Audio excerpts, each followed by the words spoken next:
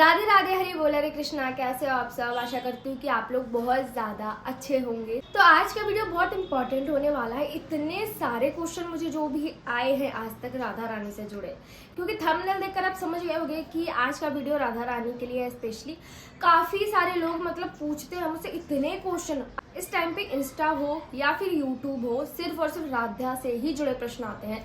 तो आज इन सबका जवाब दूंगी। मतलब जितनी भी आपके दिमाग में प्रश्न होंगे ना राधा रानी से जुड़े, कि कहाँ से लिया, निछावर कितनी है, धातु क्या है, और नहलाएंगे तो इनका पेंट तो नहीं जाता है, और इनके कपड़े कहाँ से आते हैं, ज्वेलरी कहाँ से आती है, एक एक जो भी क्वेश्चन आया उसका सबका रिप्लाई मैं दे दूंगी। क्योंकि इतने एक ही जैसे कमेंट होते कि मैं कहाँ तक रिप्लाई दूँ। मैं बहुत लोगों को दिया है, देती हूँ मैं, स्पेशली डीएम आते मैं सबका रिप्लाई देती हूँ। मैं खुद थक चुकी हूँ। तो मैंने सोचा एक वीडियो बनाते हूँ प्रॉपर, बिल्कुल जो बताऊंगी सच बताऊंगी, सही बताऊंगी। तो चलो वीडियो शुरू करते हैं, और ध्यान से वीडियो देखना। एक एक क्वेश्चन जिसने भी किया होगा, जिसका जो भी क्वेश्चन होगा, सबका रिप्लाई आपको मिल जाएगा, ठीक है। और इतना मैं नहीं करने वाली, मैं सारे स्क्रीनशॉट लगाऊँ जाके, क्योंकि इतना नहीं कर पाऊंगी। बट जो भी प्रश्न है मैं सबका जवाब जरूर दे पाऊंगी, क्योंकि लगभग में बहुत सारे लोगों के वही प्रश्न होते हैं, इसलिए ठीक है। तो चलिए वीडियो शुरू करते हैं। आगे बढ़ने से पहले वीडियो पसंद है तो लाइक कर देना, फर्स्ट टाइम विजिट किया हो तो सब्सक्राइब कर लेना। थोड़ा बैकग्राउंड में आवाज का इशू हो सकता है, बट आप लोग मैनेज कर लेना। तो आते हैं, सबसे पहला प्रश्न ये रहता है कि दीदी आपकी जो राधा रानी है आपने उन्हें कहाँ से लिया? सबसे बड़ा क्वेश्चन है, तो इसका रिप्लाई मैं आपको देती हूँ। तो मैं बताती हूँ मुझे राधा का कैसे पता चला।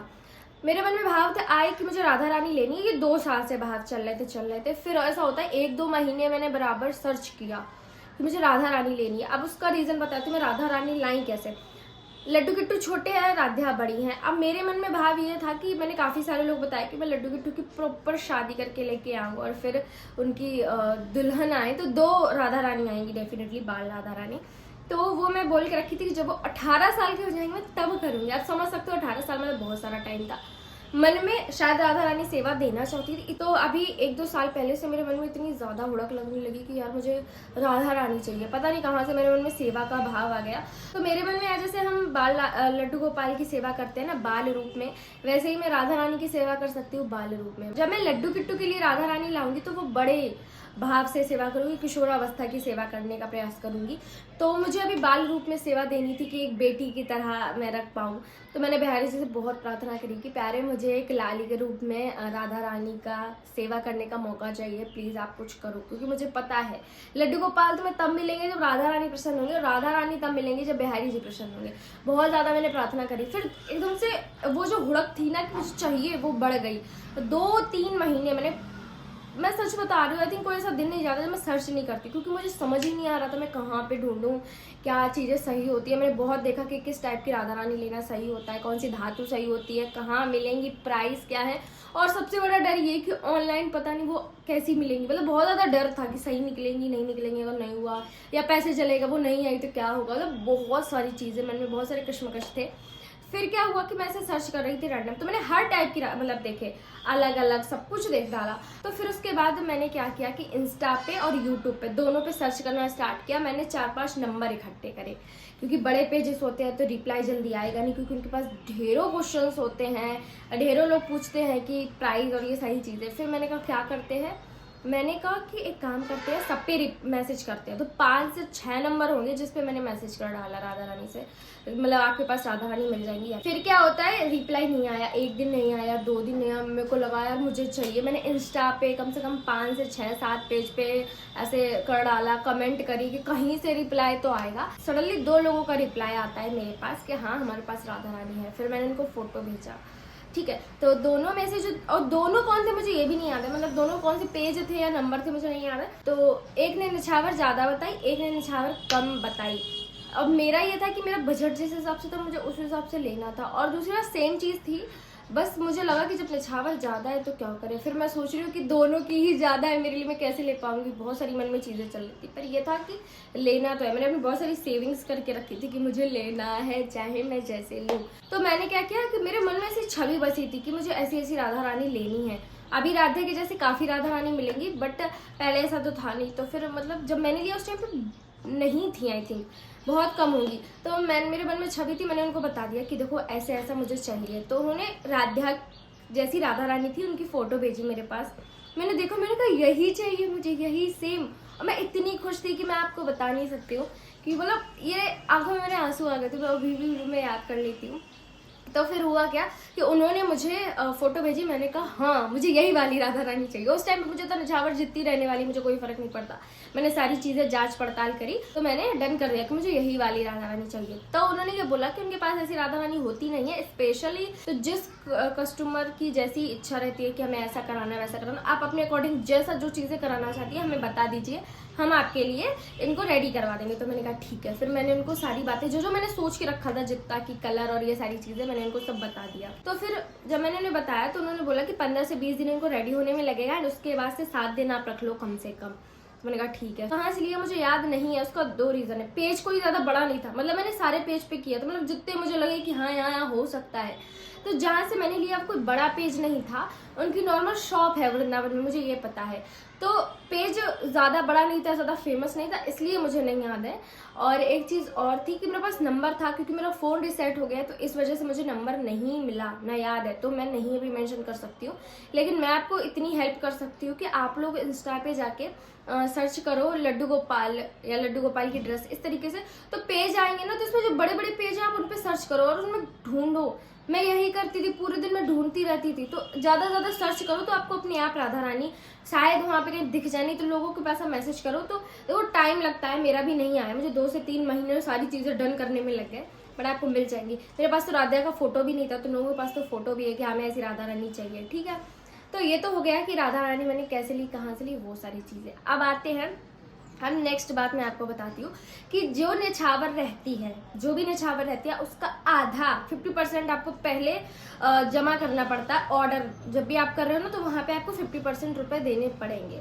मेरे साथ यही हुआ था। हर जगह अलग अलग होता है, कुछ लोग तो बोलते हैं पूरा जमा करो, तो और कुछ लोग 50% बोलते हैं, मतलब सबका अलग अलग है। मेरा ये था कि आपको 50% पहले से जमा करना पड़ेगा, तब हम आपकी राधा रानी रेडी करवाएंगे। फिर जब आपका डिलीवरी होगा तो आपको पूरे रुपए देने पड़ेंगे। तो मैंने कहा ठीक है, मुझे कोई दिक्कत नहीं है। तो फिर 50% मैंने तब दिया था। अब मैं आपको अप्रोक्स में निछावर बताती हूँ। राधा के एग्जैक्ट निछावर ना मुझे अभी तक याद है, एग्जैक्ट निछावर मुझे याद भी नहीं, क्योंकि मैंने किसी को नहीं बताया, इसलिए मुझे प्रॉपर नहीं याद है। लेकिन मैं आपको बता दूं, अगर आप इतनी बड़ी राधा रानी लेना चाहते हो तो आपका बजट 8 से 10 हज़ार रुपये होना चाहिए। इतना आपका होना चाहिए, तब आप सोचो कि हम राधा रानी लेके आए। दूसरी बात, अगर राधा रानी लेके आ रहे हो तो सबसे बड़ी बात यह है कि राधा रानी को लाने से पहले आप उनके कुछ चीज़ें रख लो। जैसे 2-3 जोड़ी कपड़े आपके पास होने चाहिए, केश होने चाहिए, ज्वेलरी होनी चाहिए, तब लेके आओ तो अच्छी बात है। और नहीं तो आपका फिर 12 से 15 हज़ार आपके पास हो, तब आप उनको राधा रानी को जब मंगाते हो तो उनके साथ पोशाक भी मंगाओ, श्रृंगार भी मंगाओ, इस तरीके से। ठीक है, राधा की जो ड्रेसेस होती है स्टार्टिंग ही होता है 150-200 रुपए से स्टार्टिंग होती है नॉर्मल ड्रेसेस की। बहुत अच्छी नहीं, एकदम सादा बता रही हूँ। सही ड्रेस लोगे तो 150 से 200 की स्टार्टिंग होगी, जो बिल्कुल नॉर्मल सी ड्रेस होती है एकदम सादा सिंपल, वो।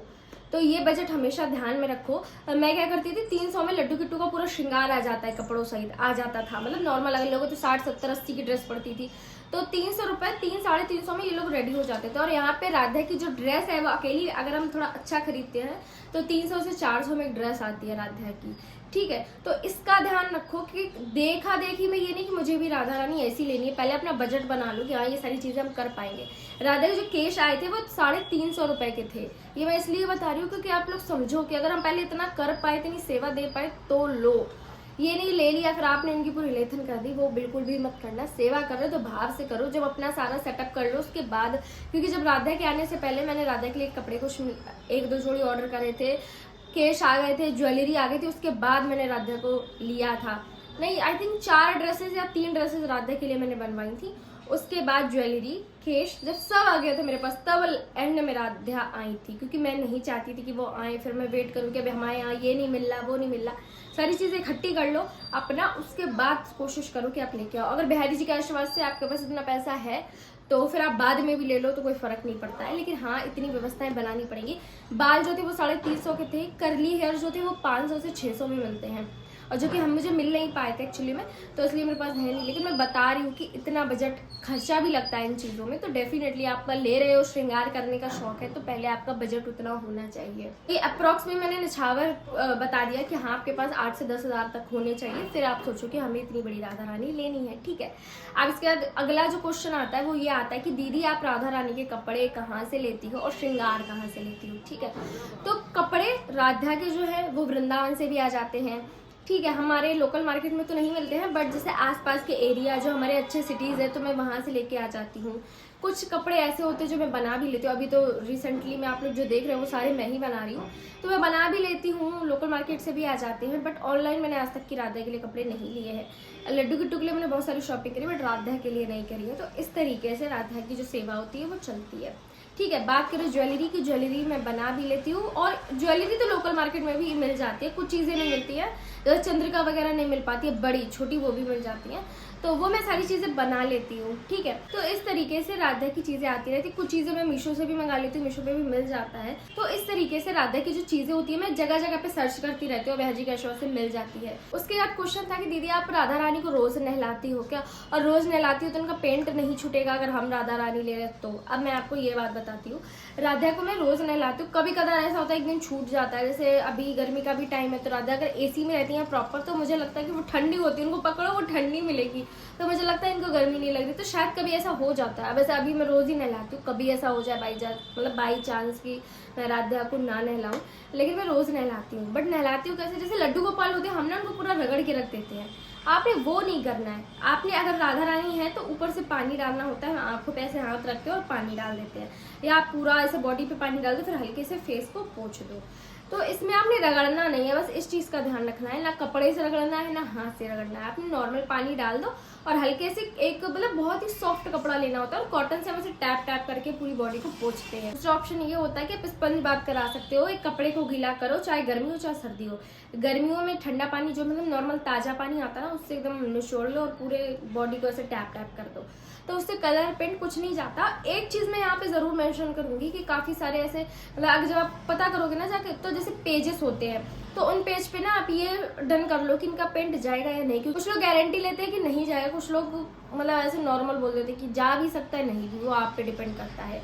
उसके बाद केयर क्या करनी होती है मैं आपको वो बताती हूँ। केयर हमें ये करनी होती है, जैसे राधा के बर्थडे पड़ा था, आई थिंक पहला या दूसरा, तो मैंने मना किया था, बट किसी ने उनके गीला टीका लगा दिया था, जैसे रोली होती है ना गीली, वो लगा दी थी। तो कोई चीज़ गीली नहीं लगानी, मैंने हल्दी लगानी है तो सूखी लगाओ, रोली जो होती है ना वो लगानी है तो सूखी लगाओ, गीला लगाओगे ना यहाँ पे ऐसे रखा आपने, तो वो जब राधा के किसी ने गीला रोली लगाया था ना, तो फिर उसको मैंने साफ किया, साफ नहीं हुआ, 10 से 15 दिन बाद उसका जो निशान था वो गया, तो इसका ध्यान रखना है। दूसरा, अगर हल्दी लग जाती है गीली, जो मैं अपना पर्सनली बता रही हूँ कि राधा एक दिन खाना खा रही थी, तो पता नहीं कैसे राधा का यहाँ पे लग गया, बोला भोग लग रहा था, यहाँ पे हल्दी लगी थी, तो अच्छा हल्दी लगी थी घर में, मेरी सेवा उस टाइम बंद, तो किसी ने ध्यान नहीं दिया होगा। एक दिन वो हल्दी लगी रही, नेक्स्ट डे मैंने सेवा करी तो मैंने देखा अरे हल्दी लगी, तो मैंने गीले कपड़े से धीरे धीरे पूछा, तो वो यहाँ पे कलर चेंज हो गया। तो अगर हल्दी गीली होती है या कोई चीज़ गीली है, कोई कलर है या कुछ भी है, तो गीला आपने यूज़ नहीं करना है, कोई भी चीज़ ड्राई यूज़ करो फेस पे, इस चीज़ का ध्यान रखो, वरना कलर में डिफरेंस आ जाता है, थोड़ा सा उस जगह पे कलर चेंज हो जाएगा, ब्लैक पड़ जाएगा, कुछ हो जाएगा।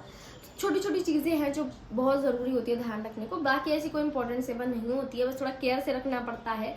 और दूसरा, ज़्यादा किसी के हाथों में मत दो, ज़्यादा लोगों को छूने मत दो, इन सारी चीज़ों का ध्यान रखो, क्योंकि आपको पता है कि आप कितनी केयर से हो, कितने प्यार से उन्हें रख रहे हो, ज़रूरी नहीं सामने वाला भी रखे। और मेरे भाव रहते मेरी लाडली नाजुक है, तो इसलिए मैं बहुत ध्यान रखती हूँ कि अरे कोई ज़्यादा छू ना पाए। तो बस ये सारी चीज़ें ध्यान रखनी है। जो भी क्वेश्चन थे आप लोगों के, आई थिंक मैंने सारे रिप्लाई दे दिए हैं।